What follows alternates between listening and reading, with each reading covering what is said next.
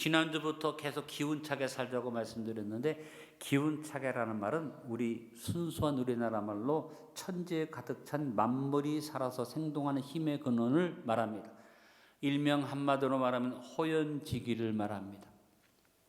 호연지기라는 말은 클호, 그로할련, 갈지, 기운 기자로 이루어진 사자성어로 하늘과 땅 사이에 가득 차 있는 넓고 큰 기운을 호연지기라고 말합니다.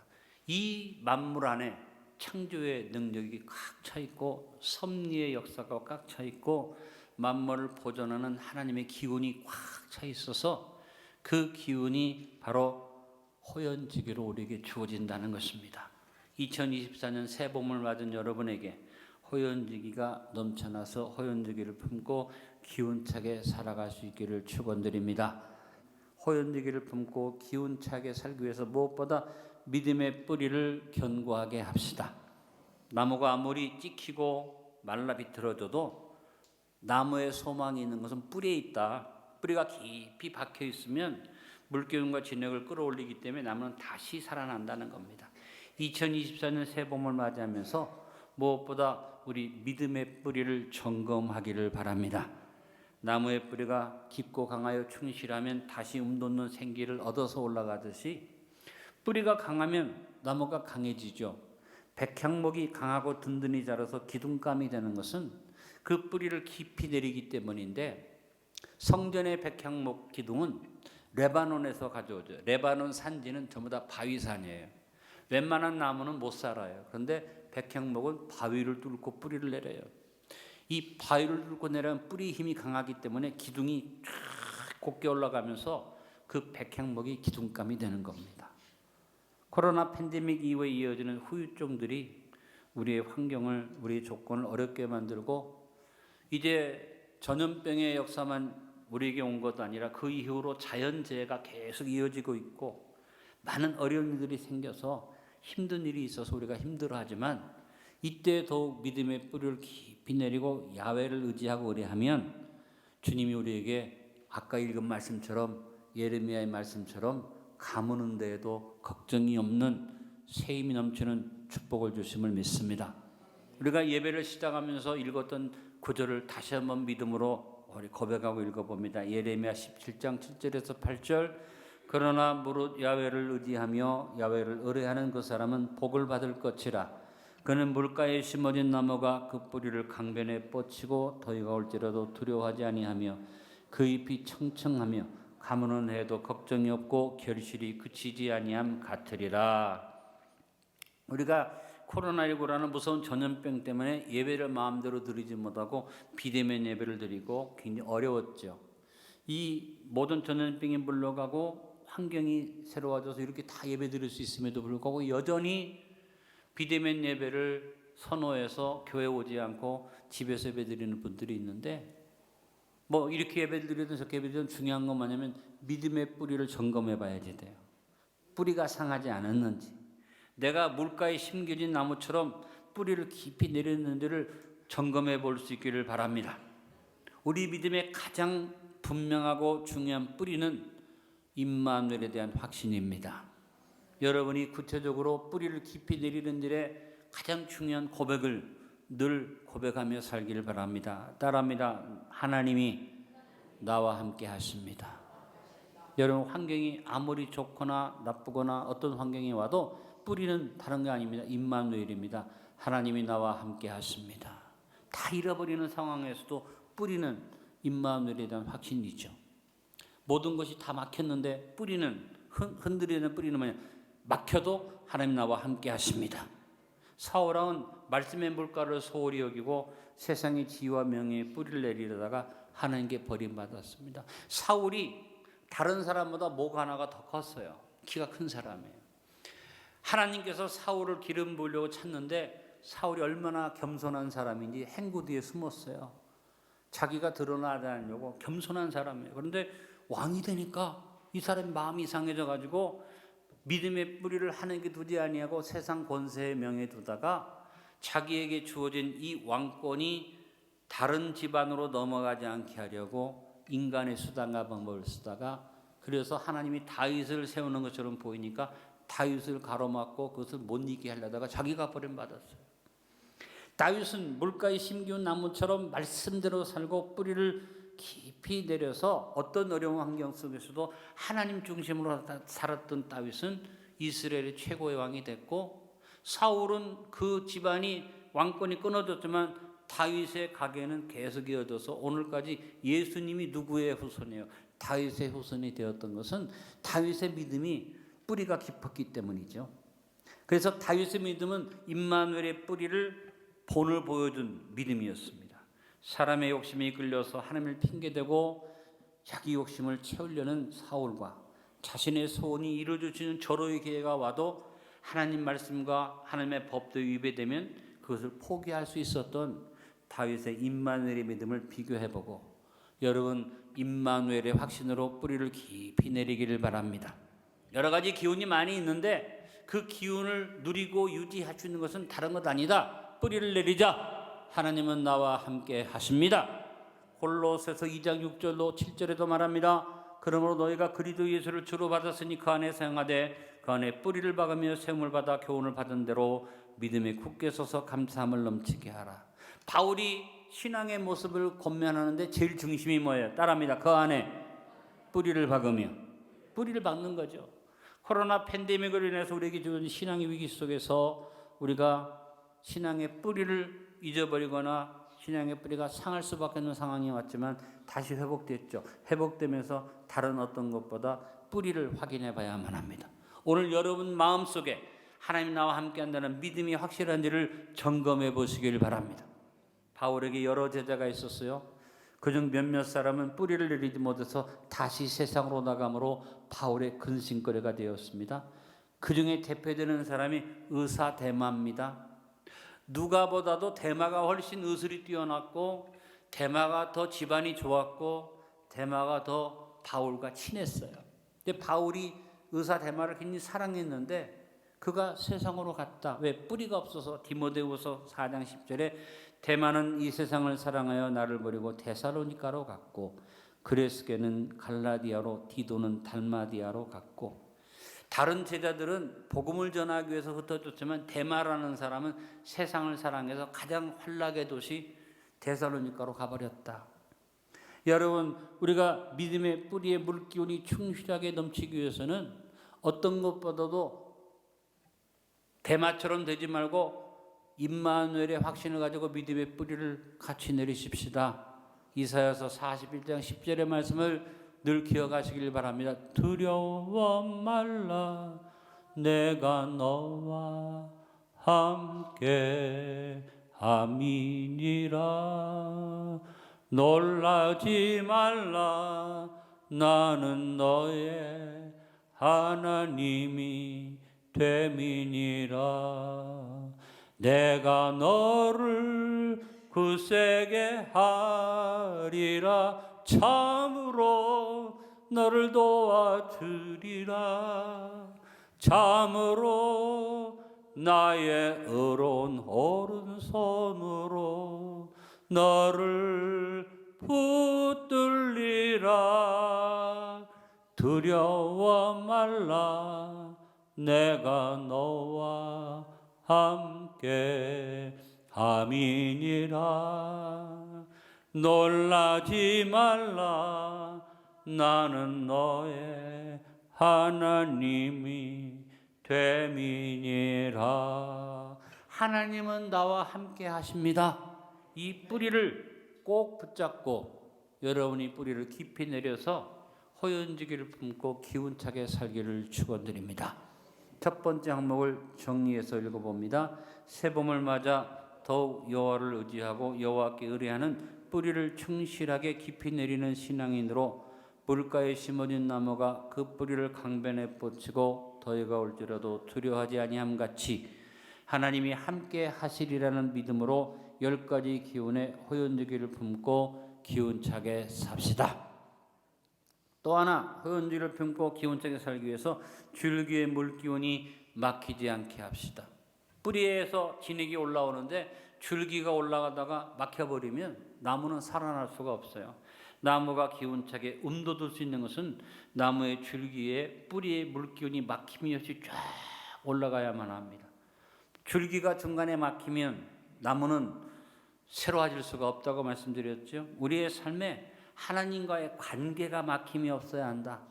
신앙의 뿌리만 중요한 게 아니에요. 나와 하나님과의 관계 막힘이 없이 늘 교통이 아름답게 이루어지는 줄기가 막힘이 없어서 진액이 쭉쭉 중심으로 올라와야만 합니다. 믿음의 조상들을 보면 줄기가 막히지 않는 신앙의 자세를 배울 수가 있습니다. 먼저 아브라함에게서 우리는 절대적 즉각적 순종의 삶을 배웁니다. 아브라함은 하나님이 명령하시면 지체하거나 망설이지 않았습니다. 막힘이 없이 즉각적으로 끝까지 순종해서 나갔습니다. 너의 본토 친척 아비 집을 떠나가라. 그런데 여러분 지금도 아브라함이 살던 하란 땅에서 가나안까지 가려면 지금도 길이 좋질 않아요.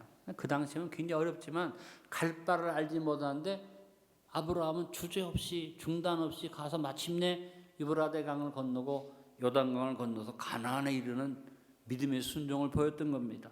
이삭을 제물로 바치라 하나님께 명령하실 때 아브라함은 주저하지 않고 물어보지도 않고 조르지도 않고 아멘 하고 나갔는데 제가 이 상황을 보니까 마지막 순간을 생각해 보니까 아브라함이 참 어려웠겠다는 생각을 합니다. 창세기 22장 7절로 8절에 그 말씀이 나옵니다. 이삭이 그 아버지 아브라함에게 말하여 이르되 내 아버지 하니 그가 이르되 내 아들아 내가 여기 있노라. 이삭이 이르되 불과나무는 있거니와 번제할 어린 양은 어디 있나이까. 아브라함이 이르되 내 아들아 번제할 어린 양은 하나님이 자기를 위하여 친히 준비하시리라 하고 두 사람이 함께 나아가서 그냥 글을 쓰니까 쭉 흘러나갔지만 상황이 어떤 상황이에요? 자 마지막으로 아들을 데리고 제물로 바치려고 올라가는데 그 아들이 아버지를 향해서 물어봅니다. 아버지 여기 나무도 있네요. 불도 있네요. 칼도 있네요. 다 있는데 양이 없어요. 양은 어떻게 할 거죠? 이 얼마나 기가 막힙니까? 아브라함이 못 참고 그냥 야 돌아가야 했을 것 같아. 그런데 아브라함이 뭐라고 말합니까? 하나님이 자기를 위하여 친히 준비하시리라. 막힘이 없는 믿음. 이 믿음이 우리에게 본이 되는 줄로 믿습니다. 줄기에 막힘이 없는 믿음의 호연직의 기운은 하나님이 어떤 명령을 내리시고 어떤 상황을 주시던 할지라도 하나님이 자기를 위하여 친히 준비하시리라고 믿고 순종하는 것입니다. 한번 크게 고백합니다. 하나님이 친히 준비하시리라. 뿌리만 깊은 것이 중요한 게 아닙니다. 나와의 하나님 사이에 막힘이 없이 아무리 막힐 수밖에 없는 어려운 명령이 주어져 어려운 상황이 와도 하나님이 준비하시리라. 여러분에게 축복 기도하면서 늘 기도하잖아요. 씨와 먹을 양식을 주신다. 내가 드리려고 하니까 없어. 내가 하나만 바치려니까 없어. 그래서 못한다고 말하지 말고 씨도 주시고 먹을 것도 주시니 믿습니다. 하나님이 준비하시리라. 이 믿음으로 나가시길 간절히 바랍니다. 순종했는데 기운차게 전진했는데 중간에 탁 막힐 때 우리는 호연지기로 그 기운을 뚫어야만 합니다. 같이 한번 두 번째 단락을 정리해 봅니다. 2024년 새 봄을 맞이하면서 막힘이 없는 줄기의 기운을 새롭게 합시다. 순종과 절대적 신뢰와 최선의 노력과 포기에 대한 비전의 담대함으로 하나님이 자기를 위하여 친히 준비하시려는 믿음을 가지고 줄기의 호연지기 10가지 물기운을 막힘이 없이 흐르게 합시다. 아멘. 호연지기를 품고 기운차게 살기 위해서 가지까지 물기운이 넘치게 되게 합시다. 새롭게 um이 돋는 일을 위해서는 줄기의 물기운이 가지 끝까지 가야지 돼요. 그래서 가지 끝까지 기운이 가야만 가지에서 um이 돋게 됩니다. 가지의 물기운이 이르기 위해서 무엇보다도 가지에 가지치기를 잘해야지 돼요. 여러 가지가 있는데 이게 가지가 많으면 기운이 나뉘어져 가기 때문에 끝까지 못 가니까 잔가지가 많은 나무는 빨리 um이 돋질 않아요. 그래서 농부가 하는 일이 뭡니까? 가지치기를 하죠. 요한복음 15장 1절로 2절에 말씀합니다. 나는 판포도나무요 내 아버지는 농부라. 물은 내게 붙어있어 열매를 맺지 아니하는 가지는 아버지께서 그를 제거해 버리시고 물은 열매를 맺는 가지는 그 열매를 맺게 하려 하여 그것을 깨끗하게 하시느니라.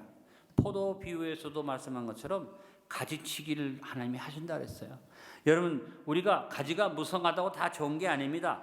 그래서 가지는 과감하게 잘라내고 가지치기를 잘해야만 합니다. 여러분 삶 속에서 따라합니다. 내 탓입니다. 새롭게 하소서. 이 회개의 자세를 잃지 말고 가지치기를 잘 하시길 바랍니다.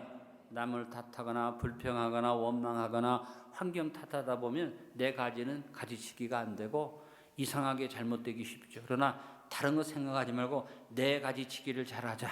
다시 한번 따라합니다. 내 탓입니다. 새롭게 하소서.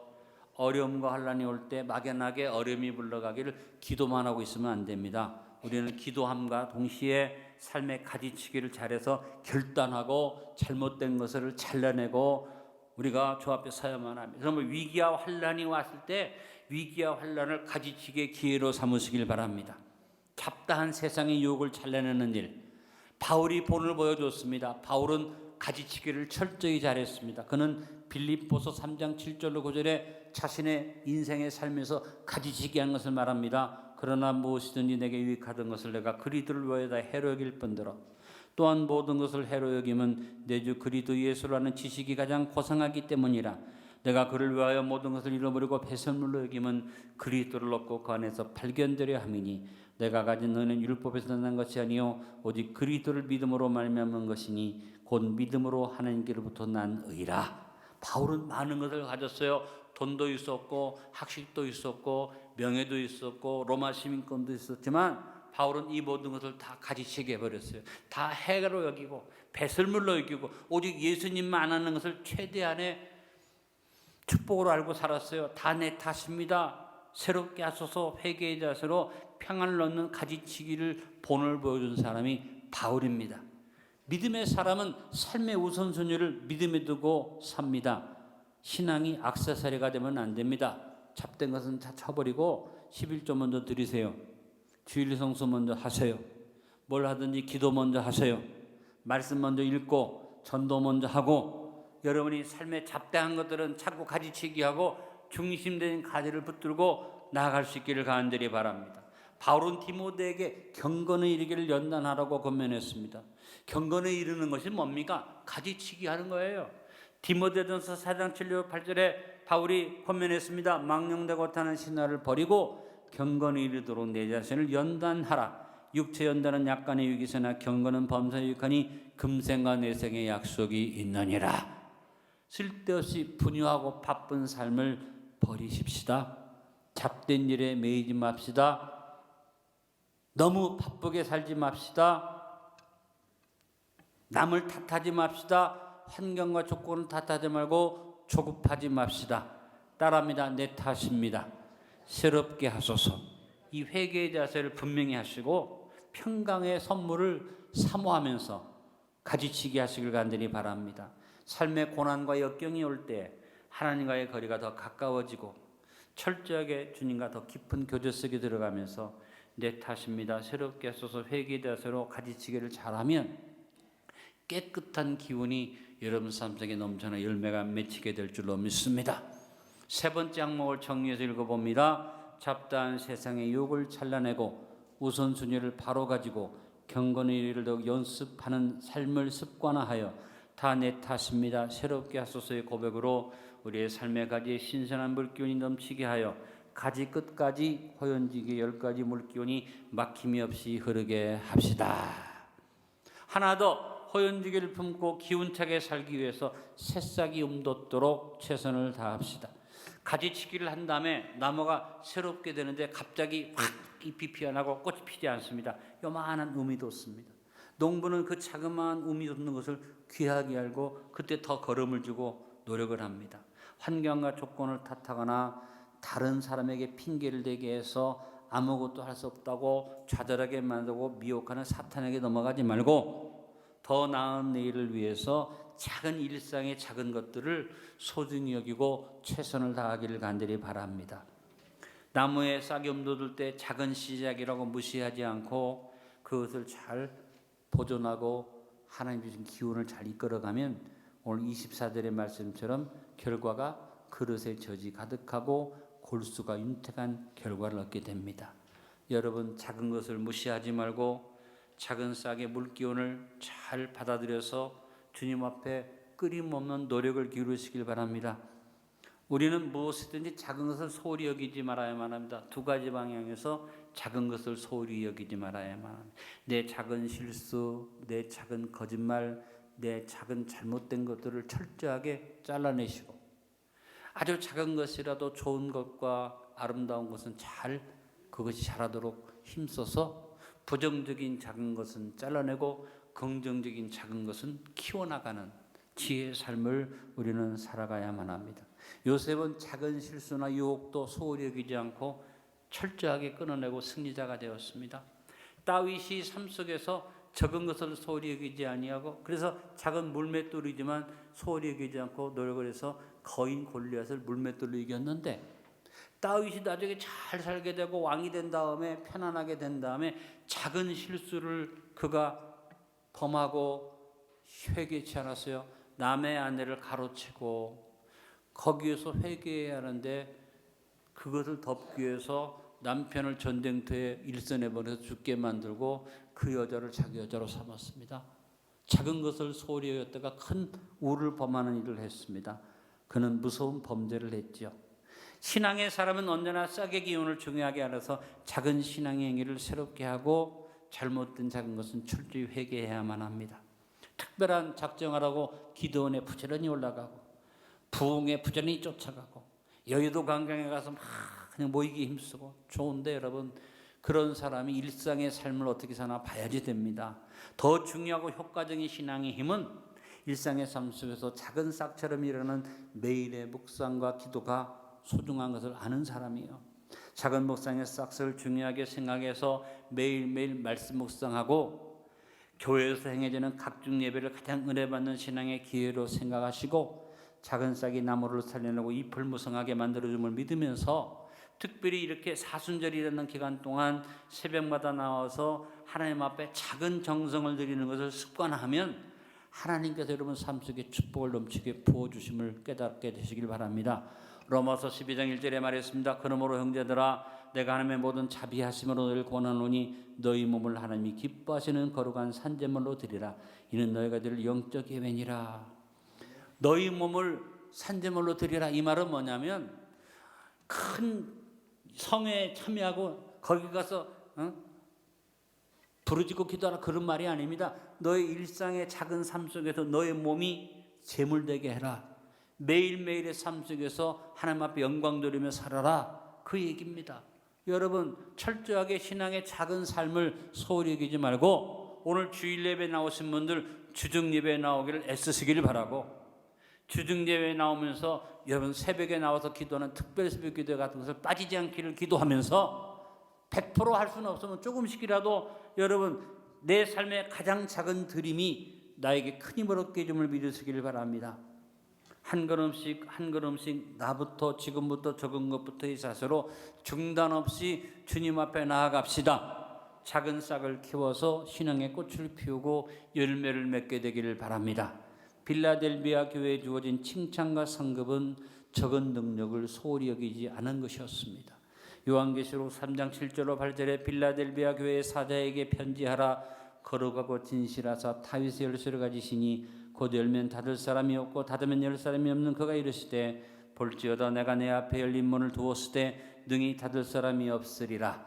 내가 내 행위를 아노니 따라합니다. 내가 작은 능력을 가지고서도 내 말을 지키며 네 이름을 배반하지 아니하였도다. 여러분 작은 일에 충성하면 큰 일을 맡긴다고 달란트 비유에서 주께서 말씀하셨습니다. 마귀는 속삭입니다. 할 수 없다. 그것 갖고 안 된다. 네가 그렇게 한다고 되겠느냐? 네 힘이 부족해서 안 된다. 네 기도는 들어주지 않는다. 이렇게 얘기할 때 여러분 거기 넘어가지 말고 적은 것이지만 충성되게 일상의 내 신앙의 작은 모습들을 한 걸음씩 한 걸음씩 따라합니다. 나부터 지금부터 적은 것부터 여러분이 실천해 나갈 수 있게 되기를 간절히 바랍니다. 오늘 네 번째 항목을 정리해서 같이 읽어봅니다. 한 걸음씩 한 걸음씩 나부터 지금부터 적은 것부터 중단하지 아니하고의 결단으로 호인지게 10가지 물기운으로 더 나은 내일을 위한 싹이 돋도록 최선을 다합시다. 말씀의 결론을 맺습니다. 2024년 새봄을 맞아 우리 안에 안디옥 10교의 호연지기로 가득 차 기운차게 삽시다. 그러기 위한 구체적인 삶의 방법 첫 번째, 호연지기를 품고 기운차게 살기 위하여 하나님이 나와 함께 하심을 확증하는 임마누엘의 믿음의 뿌리를 견고하게 합시다. 두 번째, 호연지기를 품고 기운차게 살기 위하여 하나님이 친히 준비하시려는 믿음으로 줄기의 물건이 맡기지 않게 합시다. 세 번째, 호연지기를 품고 기운차게 살기 위하여 다 내 탓입니다. 새롭게 서서히 자세로 가지치기를 잘하고 가지의 끝까지 물건이 넘치게 이르게 합시다. 네 번째, 호연지기를 품고 기운차게 살기 위해서 한 걸음씩 한 걸음씩 나부터 지금부터 적은 것부터 중단하지 아니하고의 결단으로 작은 것을 소홀히 여기지 아니하고 새싹이 돋도록 최선을 다합시다.